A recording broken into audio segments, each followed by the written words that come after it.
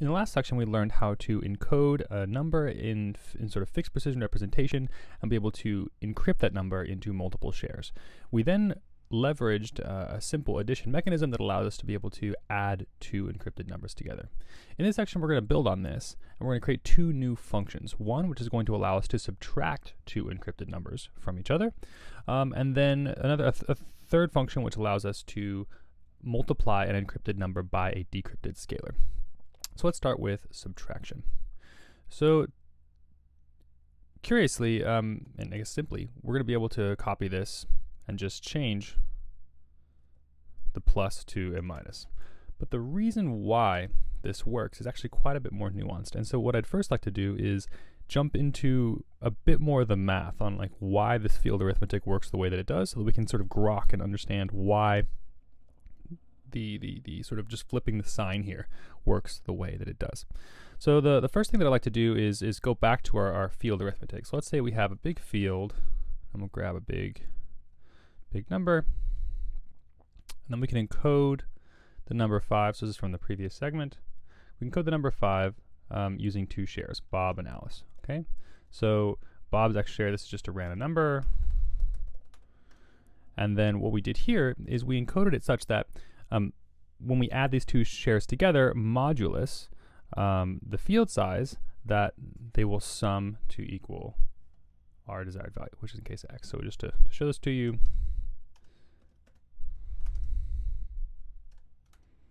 so this sums to a large number, but it happens to be 5, it sums to 5 greater than the field size. So if we do mod field, then it's the same as sort of asking what's the remainder if we divided this by field. That equals 5. But the thing is that, you know, we as humans, we don't necessarily recognize this number, but we actually have quite a bit of practice thinking about a different field size. So field arithmetic can be kind of a funny beast. And so what I would like to do is actually adjust this field size and say, what if we just had a field size of 10, okay? And we wanted to encode X equals 5 still, and we'd say Bob X share equals, let's say 8, and Alice's X share equals field minus Bob X share. So this is 10, or this is 10 minus 8 plus X, right? And what does this mean? This means that Bob X share plus Bob Y share, excuse me, Alice's X share. Let's do Alice X share singular, is 15. All right. Now, what does this mean? When we modulus by 10, that's the same as dividing by 10, and then but in returning what's left over. So like if I were to divide this by 10, it divides by 10 once, so 10 goes into 15 once, but there's a certain amount left over. It's the 5. The 5 is left over, and that's the thing we were encoding. Right? So the cool thing here is that then if I modulus by the field, what I'm left with is this useful remainder, which is the number that we were trying to encode. Now let's think about this for a second though. This is the sum of the two shares, 15. What if the sum of the two shares was, say, 25, right? Well, 25 mod field is also going to be 5. What if the sum of the shares was 55, right? 55 mod field, still going to be 5. There's tons of different ways, an infinite number of ways that we can actually encode the same number, because no matter how many times 10 divides into the number, when we take a modulus, right, it eliminates all of those, right? It sort of gets rid of the 20, it gets rid of the 50, and we're left with the remainder. Now the other interesting thing here is that let's forget about the individual shares and let's just work with the sum of the shares. So like the sum of the shares was 15, right? So if I say 15 plus 13, right? So this is something that this is an encoding of 5 and this is an encoding of 3. I'm left with 28. What's 28 mod field? Is 8, right? So as we can see, the intuitive thing I'd like for you to grok from this is that when we add two numbers together that are inside of a field, right? Whatever the remainder is, right? So in this case a 5, in this case a 3, also adds up in the process, but the field piece of it is basically equivalent to 0, right? It doesn't add anything to the final sum, right? So this 10, this 1, and this 1 go away. This was, 2,353, right? It would still decrypt the same thing, because basically this 235, this gets eliminated. Like it's only the last decimal place in this case that actually matters, because the rest of it is an evenly divisible by our field size, which is 10. Okay? So if I were to do 33, if I were to do 53, it that should be 68. See, I'll just so I can show put this number in here. Mod field still decrypts to 8. Okay, so this I hope this gives you some intuitive sense that basically there's a number line, right? And every time that something is divisible by 10 on the number line, the number that we're encoding starts over, right? So 1 encodes to a 1, 2 encodes to a 2, 3 encodes to a 3, right? 4 encodes to a 4, 5 encodes to a 5, 9 encodes to a 9, and then 10 goes back to 0, right? 11 goes to 1, 12 goes to 2, 13 goes to 3, 14 goes to 4, we'll have to pop up the 19, 20 goes back to 0. Okay, whenever we loop back around, every 10 numbers, we get back to 0. And so the important thing is that this allows us to this is what makes the addition of these encrypted numbers work, right? Because if I say 23 plus, I know I'm harping on the same thing, but I just want you to get like a gut instinct of how this is working. 23 plus 55, right? What does that equal? 23 plus 55 equals 78, right? The 3 and the 5 summed up, the 50 and the 20 are still canceled out by taking this modulus over a field. Okay, cool. Now let's get back to subtraction. Subtraction works the same way, but in reverse. 55 minus 23 mod field equals 2, right? Why? Because 5 minus 3 equals 2. Does that make sense? Okay, so let's unpack this a little bit. This 55, as you recall, well, let's make it 15. 15 minus 13, right? So this is an encoding of a 5. This is an encoding of a 3. Okay, 5 minus 3 equals 2. 5 minus 1 equals 4, right? So because 15 minus 11 equals 4. So what are we doing here? The 15 and the 11 represent shares. So let's see if we can come up with, let's say this is a 3. No, let's say this is a 1, and this is some other random number. We'll make it 9. So this is going to be y. Okay, so Bob X share plus Alice X share is 15. Bob Y share plus Alice Y share equals 16. Okay? That doesn't make sense. So here we go.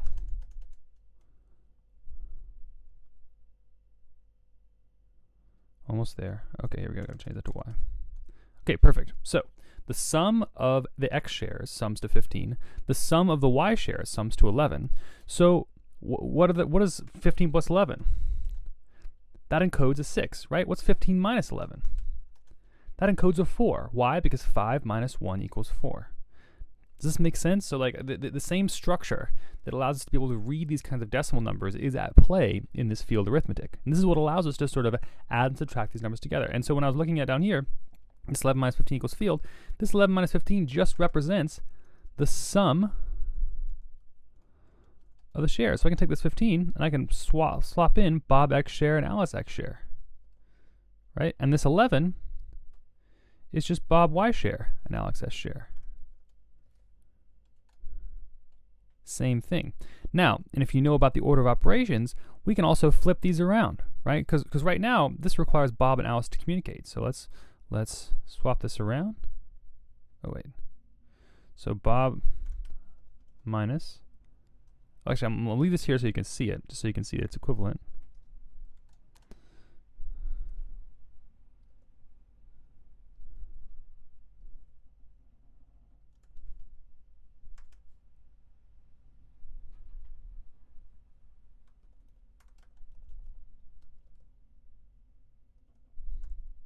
Okay,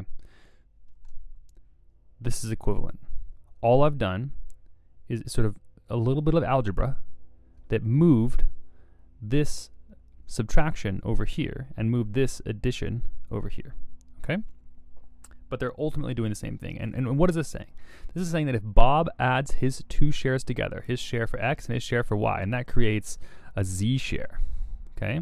So we're going to say that this is equals to Bob Z share, which is the addition share, right? Alice Z share equals Alice X share plus Alice Y share. Then Bob Z share plus Alice Z share is equal to 4. Okay? So now oh yeah, gotta do mod. In this case it didn't matter, but sometimes it can. Okay? So what's the intuitive thing here? The intuitive thing here is when you have numbers that are in a field, if you add them together, the field components go away. You can basically ignore them. They're the equivalent of adding 0, right? So even though we're adding 15, we're actually just adding 5, okay? Even though it looks like we're adding 11, we're actually just adding 1, okay? And since these field numbers are just split into an addition from two different people, those two different people can also do the addition locally. Like Bob can create a Z share by adding X share and Y share together, and Alice can do the same thing. And the reason for that, we'll do the addition just to show it working. 6. So just to review, like this was a 5 plus a 1, right? And Bob X share, this was a 15. X was encoded as a 15 in the field. And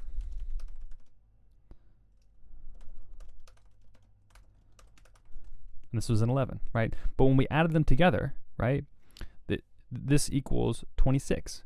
But the 20 part of that goes away when we take the modulus, right? We're just ultimately, when we add these two numbers together and then add in the results, we're basically just adding all 4 of these numbers together. We're adding Bob's share plus Alice share plus Bob's share plus Alice share, and that equals 26. But the 20 component goes away, right? This is what allows us to do the addition under the hood, right? Without necessarily Bob and Alice having to disclose exactly the numbers that they're adding. And this is also the property that allows us to do subtraction, because they're they're operating in the same field, right? So I hope this makes sense, right? So you have and I'm trying to explain the same concept in multiple different ways so that hopefully at least one of them will click with you. And because we're going to do quite a bit with this field arithmetic, this is going to sort of underlie a lot of the computations that we're doing. So now, let's get back to subtraction. So the cool thing is that we can take these shares and we can just subtract them, right? And this ends up working out fine. And the reason for it is that we've encoded our numbers in field arithmetic, and the remainders can subtract just like the remainders can add. Now, there's one interesting property here that we should cover before moving on. What if I encoded the number 6 here? Okay, so that means Bob X share plus Alice X share is 15. Bob Y share plus Alice Y share is 16. Okay, so now 5 plus 6 is 11. All right, so if I were to add all these together and say, all right, what's the sum of all these shares? 31. What does 31 decrypt to in field 10? That decrypts to 1, not 11. And this is an important lesson.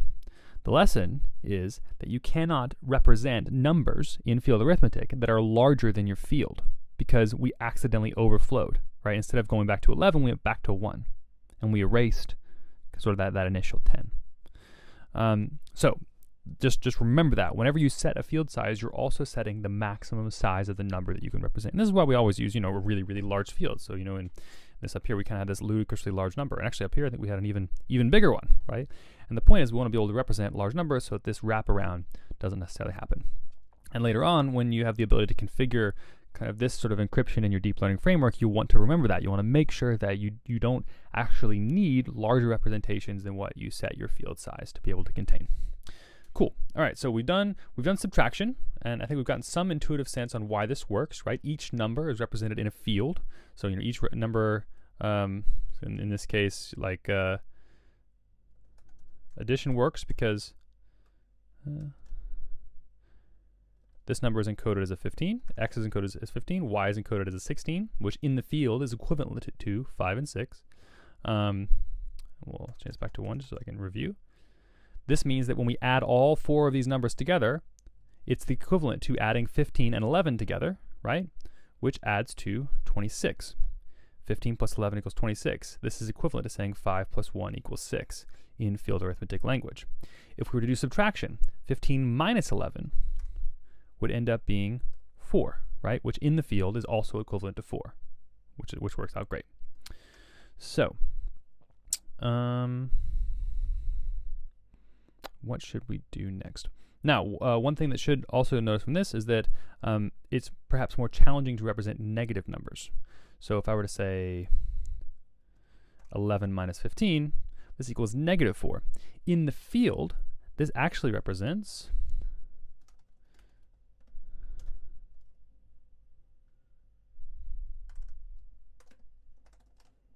6, 10 minus 6, okay? So 6 can represent positive 6 or can represent negative 4. And the way that we handle this is actually in our fixed precision encoding. So by default, we're just going to sort of say that like this can only handle positive numbers, but in the way that we handle encode up here, we actually will, in the way that we sort of decode these numbers, it ends up working out okay. So let me just show you evidence of this. So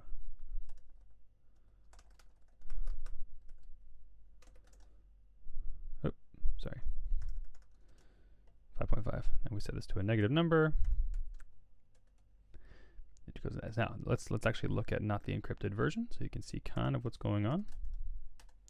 Ooh, this is an exceptionally large field, so it's perhaps a little bit challenging to see exactly why this works. So the field that we're using is this Q.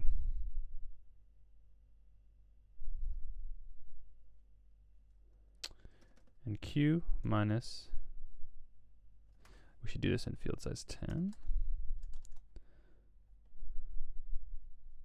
just to make it intuitive. So basically the reason that this works is that we have this sort of encode and decode function. So we have encode and decode. Now I'm going to go ahead and change this to be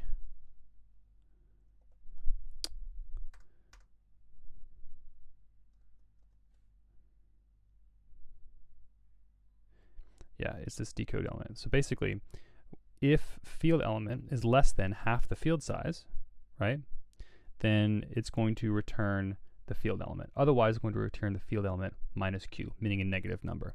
So the nice property about this is that means that we're separating our field into 2 sections, okay? And the first section is from 0 to sort of the first half. So in our field size 10, this would be from 0 to 5. And this represents 0 to 5. But 5 to 10 represents, negative 5 to 0, okay?